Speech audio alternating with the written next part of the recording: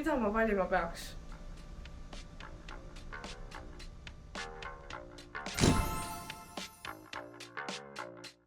Tundub, et sa vajad natuke abi.